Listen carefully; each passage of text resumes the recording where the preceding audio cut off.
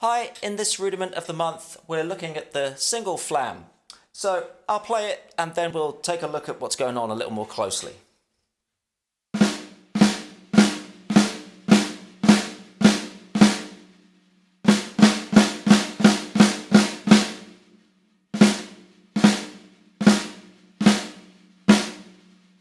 So hopefully, as you can see there, basically we've got an accented note that's preceded by a grace note.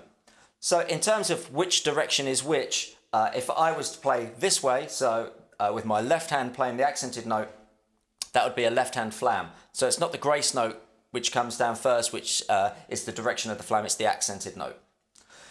The other thing that I'm doing is I'm moving it hand to hand, which is deceptively difficult to do evenly. And it makes it quite a commonly misplayed stroke. Most drummers tend to have a flam direction that they're comfortable with. For the most part, it would probably be, if you're a right-handed player, it will be a left-handed flam. In other words, if you were to kick off a song with a flam between the floor tom and snare, you're probably more comfortable placing the floor tom before the snare.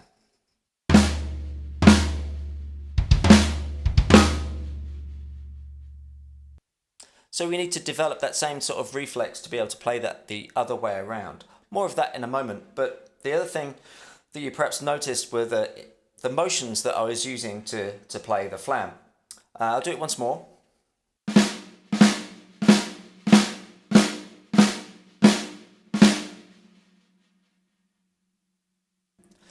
So there's almost this sense that the sticks aren't in the same place at once. Not dissimilar to a Newton's cradle sort of idea where one hand knocks the other hand out of the way. And what that means is that your hand that's played the grace note is actually playing an upward motion as it plays the note. So it's ready to play the next accented note. So if we were to isolate each hand as we've got in example 2, you'll notice that your right hand is playing a down and an up.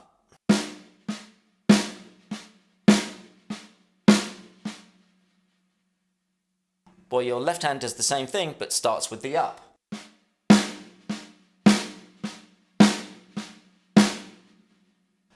And when we overlay the two, we get the alternating flam.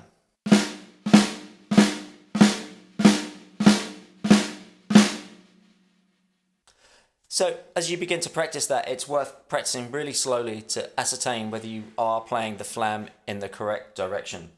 One other ingredient that's crucial for that really working is that we've said that we've got that upward motion, but the other thing that's important is that the downstroke, the accent, stops very low down, so about an inch off the drum, same height as you'd play your ghost notes from. The reason for this is because that's where you're going to play the grace note from, because you're going to play your accented note and the stick will stop low and then you'll play the grace note. So if when you play your downstroke, the stick rebounds off the drum, you're either going to play your grace note from there or you've got to recalculate and drop that stick lower. So that's not the most efficient way of doing that. So you want the downstroke to end at the bottom, ready for the upstroke.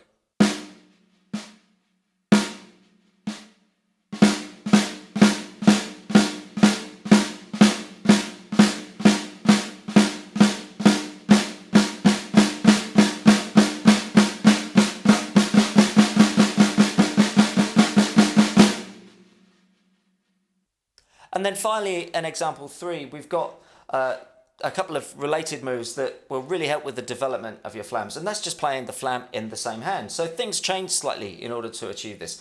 You're essentially going to be continuously playing a tap stroke for the ghost note and what you could think of as a full stroke. So returning back to the top after you've played the accent, like this.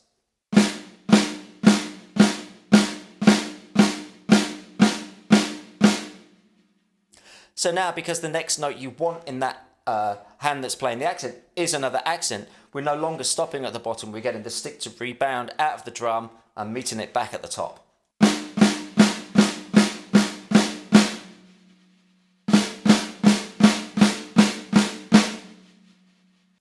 And one final thing you can try is moving between combinations of those. So a few right hand flams, a few alternating, a few left hand flams.